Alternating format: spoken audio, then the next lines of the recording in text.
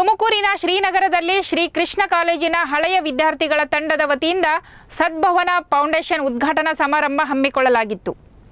ಇನ್ನು ಕಾರ್ಯಕ್ರಮಕ್ಕೆ ಹಿರಿಯ ಶ್ರೇಣಿ ಸಿವಿಲ್ ನ್ಯಾಯಾಧೀಶರಾದ ನೂರುನ್ನಿಸಾರ್ ಅವರು ಚಾಲನೆ ನೀಡಿದರು. ನಂತರ ಮಾತನಾಡಿದ ಅವರು, ಶ್ರೀ ಕೃಷ್ಣ ಕಾಲೇಜಿನ ವಿದ್ಯಾರ್ಥಿಗಳು ದೀನ ದುರ್ಬಲರ ಸೇವೆಯ ಸದುದ್ದೇಶದಿಂದ ಈ ಸಂಘಟನೆಯನ್ನು ಸ್ಥಾಪನೆ ಮಾಡಿದ್ದಾರೆ. ಇದಕ್ಕೆ ನಮ್ಮ ಸಹಕಾರವಿದೆ ಎಂದು ತಿಳಿಸಿದರು. ಇದೇ ಸಂದರ್ಭದಲ್ಲಿ ರಕ್ತದಾನ ಶಿಬಿರವನ್ನು ಕೂಡ ಆಯೋಜಿಸಲಾಗಿತ್ತು. ನಾವು ಇವತ್ತು ಕೃಷ್ಣ ಕಾನೂನು ಮಹಾವಿದ್ಯಾಲಯದ ವಿದ್ಯಾರ್ಥಿನಿಯರು, ಅದರಲ್ಲೂ ಅವರು ಕಾನೂನು ಪದವಿಯನ್ನು ಮುಗಿಸಿ ಈಗಾಗಲೇ ವಕೀಲರಾಗಿ ಹೊರಹೊಮ್ಮಿದಂತಹ ಯುವಕರು, ಒಂದೇ ಮನಸ್ಸಿನ ಯುವಕರು ಸೇರಿ ಇವತ್ತು ಈ ಒಂದು ಫೌಂಡೇಶನ್, ಸದ್ಭಾವನಾ ಫೌಂಡೇಶನ್ ಒಂದು ಉದ್ಘಾಟನಾ ಸಮಾರಂಭವನ್ನು ನಾವು ಉದ್ಘಾಟನೆಯನ್ನು ಮಾಡಿದ್ದೀವಿ.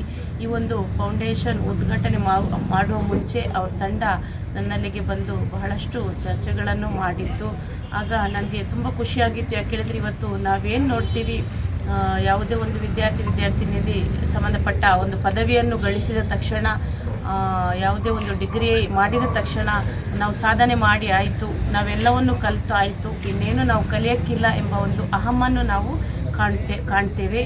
ಬಹುಶಃ ಅಂಥ ಅಹಂ ಬಂದುಬಿಟ್ಟಲ್ಲಿ ಖಂಡಿತ ಅದ ನಂತರ ನಮ್ಮಿಂದ ಯಾವುದೇ ಒಂದು ಒಳ್ಳೆಯ ಸಕಾರಾತ್ಮಕ ಕೆಲಸ ಕಾರ್ಯಗಳನ್ನು ನಾವು ನಿರೀಕ್ಷಿಸಲಿಕ್ಕೆ ಸಾಧ್ಯ ಇಲ್ಲ.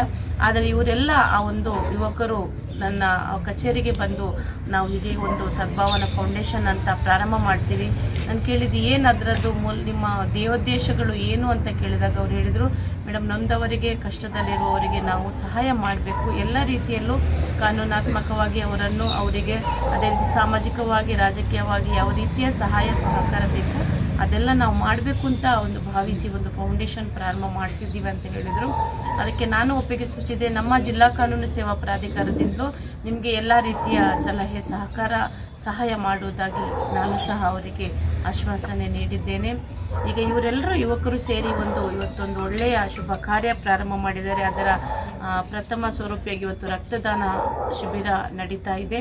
ಈ ಒಂದು ಫೌಂಡೇಶನ್ ಏನಿದೆ, ಅವರ ದೇವೋದ್ದೇಶಗಳು, ಗುರಿಗಳು ಅವರು ಪ್ರಿಂಟ್ ಮಾಡಿದ್ದಾರೆ.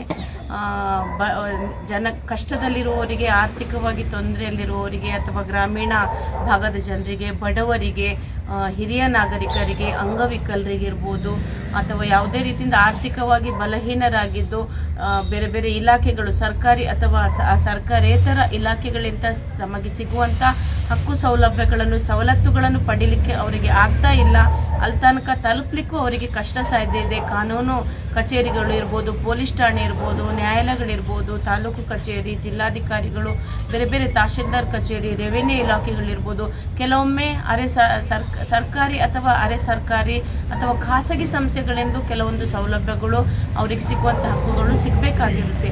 ಆ ನಿಟ್ಟಿನಲ್ಲಿ ಅಂಥ ಹಕ್ಕುಗಳು, ಸೌಲಭ್ಯಗಳು ಸಿಗದೇ ಇದ್ದಾಗ ಈ ಫೌಂಡೇಶನ್ ಮೂಲಕ ಅವರು ಸಂಬಂಧಪಟ್ಟ ವ್ಯಕ್ತಿಗಳಿಗೆ ಅದನ್ನು ತಲುಪಿಸಲಿಕ್ಕೆ ಅವರೊಂದು ಪ್ರಯತ್ನ ಪಡುವುದಾಗಿ ಅವರ ಒಂದು ದೇವೋದ್ದೇಶಗಳಲ್ಲಿ ಅವರು ವಿವರಿಸಿದ್ದಾರೆ.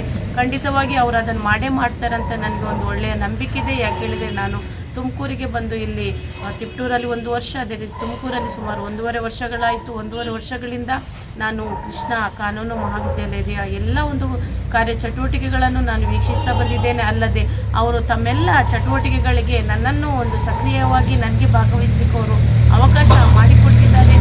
ಪ್ರತಿಯೊಂದು ವಿದ್ಯಾರ್ಥಿನಿಯರ ಸಾಮಾಜಿಕ ಕಾಳಜಿಯನ್ನು ನಾನು ಗಮನಿಸಿದ್ದೇನೆ.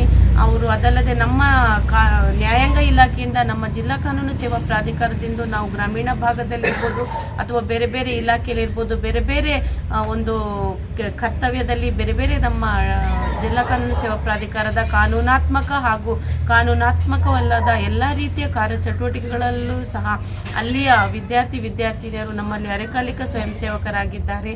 ಹಾಗೂ ಎಲ್ಲ ಹೆಚ್ಚಿನ ವಿದ್ಯಾರ್ಥಿನಿಯರು ಸಕ್ರಿಯವಾಗಿ ನನ್ನ ಜೊತೆ ಬಹಳಷ್ಟು ನಮ್ಮ ತುಮಕೂರಿನ ಗ್ರಾಮೀಣ ಭಾಗಗಳಿಗೆ ನಾವು ಪಾನ್ ಅವೇರ್ನೆಸ್ ಕಾರ್ಯಕ್ರಮ ಅಂತ ಹಮ್ಮಿಕೊಂಡಿದ್ವಿ. ಅದೇ ರೀತಿ ಡೋರ್ ಟು ಡೋರ್, ಮನೆ ಭೇಟಿ, ನ್ಯಾಯಾಧೀಶರು ಮತ್ತು ಆ ವಿದ್ಯಾರ್ಥಿನಿಯರು, ವಕೀಲರು ಮತ್ತು ಪ್ಯಾನಲ್ ವಕೀಲರು, ಕೆಲವರು ಸಾಮಾಜಿಕ ಕಾರ್ಯಕರ್ತರು, ನಾವೆಲ್ಲ ಮನೆಗೆ ಭೇಟಿ ನೀಡಿ ಎಲ್ಲ ಕಾನೂನಾತ್ಮಕ ಸಮಸ್ಯೆಗಳೇನಿದೆ, ಅವರಿಗೆ ವಿವಿಧ ಇಲಾಖೆಗಳಿಂದ ಸಿಗುವಂಥ ಸವಲತ್ತುಗಳು ಸಿಗುತ್ತವೆ ಇಲ್ಲವೋ ಎಂಬ ಬಗ್ಗೆ ಪರಿಶೀಲನೆ ಮಾಡಿದಾಗಲೂ ಸಹ ಅವರೆಲ್ಲ ತಂಡ ನಮ್ಮ ಜೊತೆಗಿದ್ದು ನಮ್ಮ ಜಿಲ್ಲಾ ಕಾನೂನು ಸೇವಾ ಪ್ರಾಧಿಕಾರಕ್ಕೆ ಸಂಪೂರ್ಣ ಸಹಕಾರ ನೀಡಿದೆ. ನಾನು